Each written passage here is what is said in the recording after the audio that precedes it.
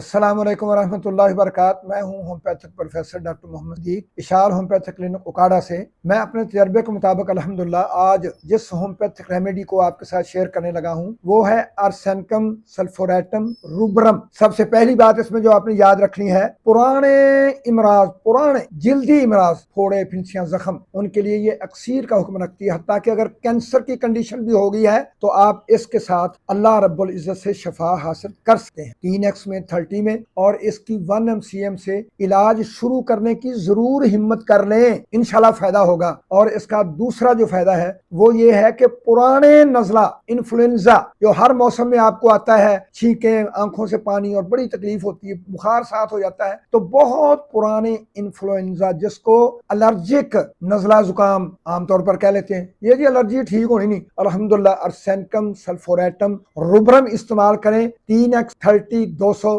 1 MCM سے علاج کو شروع کریں، انشاءاللہ دوبارہ زندگی میں الرجک انفلوئنزا نہیں ہوگا۔ السلام علیکم۔